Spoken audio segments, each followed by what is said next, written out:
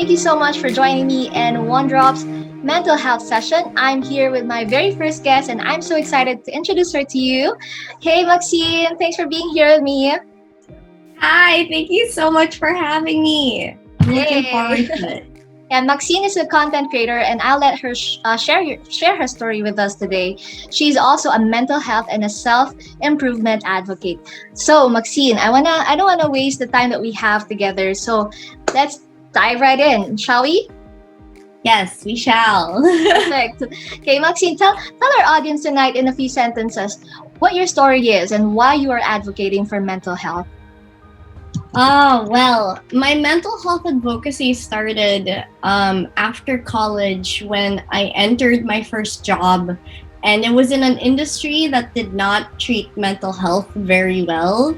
So I had to get myself out of that. And I went through a lot of, to generalize it, a lot of life changes because I started to deal with some work trauma that was caused by that first job. And then I was diagnosed with my own mental health disorders. I had at the time severe clinical anxiety and then eventually depression. It's not as bad anymore because I've learned to like grow with it and cope with it in a very healthy way. But since then, it started to become my shtick, badly put, because I noticed at least that in my own personal experience, there was such a stigma around it whenever I would try to talk about it. I also wasn't very close with my family at the time, so I couldn't really talk to them about it. So when I would talk to, let's say, friends about it, it's either they don't really, they'll sympathize, but they don't understand it because it's truly something you have to go through for you to completely understand. Or it would somehow get shut down and denied in a way, even if they didn't mean to do it. And I just flat out did not like that. I didn't. I'm the kind of person that needs to talk about things and needs to let other people understand why I function the way I function. Maybe partly for self-validation as well, but I didn't like that I was being shut down for having an illness that isn't seen. Like people so easily shut it down because it doesn't manifest in a very physical way. So then I started talking about it because I started noticing that it became a rising topic within my generation on social media. I would see more and more posts of people saying like, your mental health matters. It's okay to talk about it. It's okay to have a bad day. Da da da da da. And I noticed like, okay, it's not like widely known yet, but people are starting to talk about it. I want to help push that. So I started becoming more and more open about it on my YouTube channel, which is my main platform, and it just somehow became my thing. A lot of my posts on social media always stem from my mental health and how I'm feeling, how I've been doing lately, whether it's been good or whether it's been bad. Yeah. That is how I started with mental health. But Yeah. it was a whole different thing. Self-improvement literally was just this year. It became partially my branding earlier this year because I used to be someone who like hated apologizing to people. I used to be that person. I hate to say it, I really was. I used to be very selfish. I hated being wrong, and even if I knew I was wrong, I would still like somehow try to justify myself or ignore the fact that I was wrong. And short to say that it came to a point where I just was tired of being intentionally mean and intentionally hurtful. Not to say that I was up until last year. Like I'm a very nice person. It's just that there's that innate pull to want to shut people down when they tell me I'm wrong, and I have to fight against it because I want to be a good person. Yes. But this year I started to do a lot more introspection after I left my last job, my last 9 to 5 job that helped me grow so much as a person. It made me realize that I wanted to not just be a good person in secret, I wanted to you know, actually be open about changing who I am and trying to figure out why my initial reactions to certain things are the way they are. Like, why do I function this way? Where does this come from trauma, or did I just learn this from Western media and it's stuck somehow? Um, yeah. And then ever since then, it became another kind of series on my YouTube channel because, again, I'm the kind of person that wants to talk about things. And I did not plan it, but the first ever Fun Employed episode that I had on that series on my channel, I started talking about my insights on what I had learned about myself so far and how I had learned that. And then it became something that I would do week to week because every single week something would happen that would make me want to sit down and think about why that thing happened or why I felt the way I felt. Even if it was just me being angry about a small thing, I would start to like sit down and be like, okay, why did that trigger my anger? Like, on the outside, it looks like it's only natural for me to be angry at something like that, but why did it really trigger my anger? You know, Yeah. it became a thing. It was basically just me wanting to be a better person and like full blown show it to everyone and not just like do it in secret, because I feel like self improvement also is something that is seen as a cliche. You know, like Yeah. people will go to like or be put in self-improvement seminars and they're like, oh my God, like really though, do I need to do a set? But it really is valuable. It is. And I feel like I'm so much more free as a Yeah. person, Yeah. so And I much think, happier. that's the best part about what you're doing is I think you are just posting, things that's happening in your day, but you don't know who the people you're helping, right? You're already supporting the Yeah. community with the lessons that you're learning from your daily life. And you know what? The best thing about that is not all people are comfortable doing that. So you're doing an amazing job with doing that. Oh, Sharing all of those lessons, you're supporting the community, and being a support is a great thing that can be a blessing to the lives of other people. And you talked about coping mechanisms. You mhm. mentioned kanina na you were able to cope on the issues that you've had in the past. I think our listeners tonight or today or whenever they're listening can really benefit from those strategies that you can be able to share with them. Yeah.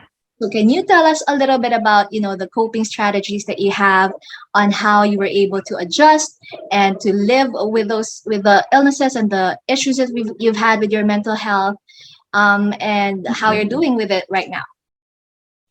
Okay, that's a good question. I feel like there are two sides to my answer. One would be the main thing that really got me going, I feel like, is I started taking therapy sessions. I actually was put into therapy. I mean, I had asked from my parents, but my dad was the one who took initiative and actually found a doctor for me. Because he saw what my panic attacks were like, worried him. God bless his heart. I love my dad. And he decided that, you know what, it really is time. Because I think up until then, he hadn't really fully accepted that that might actually be a bad thing that's happening with me. So he put me into therapy, and that was, I think, really what springboarded me into like introspection in general, because there's someone you can talk to on a weekly basis or whenever you can about what had gone on, what you felt, and then someone to hash that out with you to help you self introspect and figure out why that was what had happened. Um, but on the other side of that answer, I feel like the number one thing that helped me actually start coping in a healthy way was to accept that I am a human being who is capable of making a lot of mistakes and hurting people, whether intentional or not. Because I feel like if you don't accept that as a person, then you're just gonna be blinded by you thinking that, I can do no wrong. Like I didn't mean it. So then if you don't accept those, how do you expect to like take that your shadow self, the bad parts of yourself, and analyze them until you can figure out how you can change that part of yourself. So that, I think that's why my therapist and my therapy session was such a springboard for me, because that portion helped me accept those parts of myself and understand that as much as I wish I was, I'm not perfect. And as nice as I think I am, there are times where I am not nice. And I had to like really see that for myself and where I would go wrong and accept that and then change that. So then it turned into, okay, now I feel like I don't need my therapist to even just be able to think about my actions Right. by And it, myself and accept my actions. Yeah. yeah, I think that's where acceptance starts, diba? Yes. When you try to understand and recognize all of those feelings, all of those characteristics, the traits that you have, and fully accept yourself as who you are, diba? Parang that's when change Yes. starts, diba? Exactly. It really starts with you seeing yourself for who you are and not denying, you know? It really is that. So then after that, like once I kind of got the hang of like really holding myself accountable for the things I've done wrong, then it springboarded me into, okay, what are my concrete next steps? Not just me vowing that I'll never do it again, because you can't really hold on to that, you know? Sometimes you just do things without realizing it. So I started to think of concrete next steps. What do I do next? Now that I know that this is something I have a tendency to do. Journaling was one. Again, I like to talk to people a lot. And a part of that is because I need to voice out my own thoughts and emotions, because I feel that when I do that, that's when I really start to figure things out when I talk about it. So journaling was one thing. It was like I was talking about it to an empty thing, or like maybe even to myself. I was talking to myself in my journal, and then I 5 pages long of me describing what happened and why I felt. And then I'd go into like, I think this might be coming from something that happened when I was a child. I would hash it out on my journal. And then every time after I would finish my journaling session, I would feel better about it, because then it would somehow be out in the universe, or I would have either just accepted the situation, which is enough of a relief for me, like accepting that that had happened, or I would accept it and then have found solution on what I need to do next, whether it's to apologize or like to be more cautious around certain things. That was how journaling helped, and meditation as well. As cliche as that sounds, meditation is a good thing. Like, trust me. Even I used to be one of those people who were like, "You're one of those people," But Yeah. now I am, and I'm proud of it, because meditation helps me silence my mind, or at the very least, accept the thoughts that are coming through Mm. and learn to not interact with them. Mm. So even if I'm angry, like someone pisses me off somehow, I'll feel like I need to meditate. I need to meditate, and then I'll sit down and I can feel my anger boiling inside, but I don't have to act on that anger. I'm just like, I feel it. That's okay. Take a breath. All right. And then after like, I don't know, a time as short as 5 minutes, I'll feel a lot calmer. Or maybe even I've had meditation sessions where I've actually like figured things out somehow. Yeah. And without even trying. It's just thoughts are coming through and suddenly a light bulb pops up, and I'm like, that's because you're providing like a headspace, a space in your head to yeah, exactly. to decide more rationally, right? I agree with you on meditation. I agree with you on journaling. Those are really good steps. And of course, therapy really helps, especially when when you feel that you can't take it anymore, right? It's just so helpful to have somebody like an external help. That's amazing. Any other thoughts that you have about that, Maxine, on other things that you use to cope with mental health issues that you've had in the past or in the present that you're using or you're doing that's really helping you out? Those are the two main things I'd like to say. Especially meditation, either if it's like meditating in the shower or during like a yoga flow session for me, because I also do yoga. Meditation is the biggest one for me, I feel like. But on like the smaller scale of things, like exercise also helps me. The release of endorphins, or at least making me feel like I've accomplished something for the day, helps me be a little more mentally and emotionally balanced, I feel like. Yeah.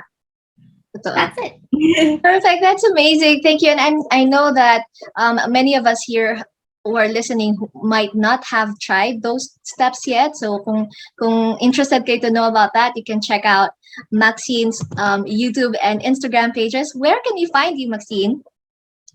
Oh, you can find me on my YouTube channel. Just type down my name on the search bar, Maxine Lara, and I should pop up. I also have an Instagram under the same name because that is my name at Maxine Lara. And also a TikTok page, though I'm not very active on it. I am on TikTok. It's Miss Max Lara. Yeah. Great. And I'm going to link all of your channels as well. And I think I just have one final question for you. Here at One Drop, we believe that it is possible to change people's lives through healthy and balanced living, one step at a time, one drop at a time. So, what one little drop, can you tell people today, especially those who are dealing with mental health issues? What little drop can they do today to be a little better tomorrow? Oh man.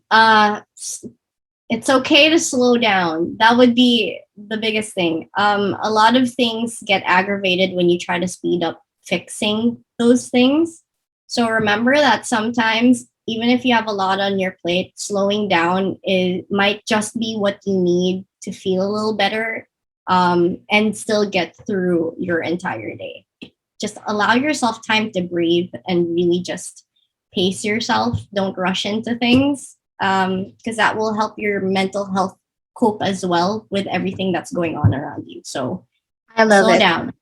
I love Yeah. it. Thank you so much, Maxine. Thank you. Thank you for having me.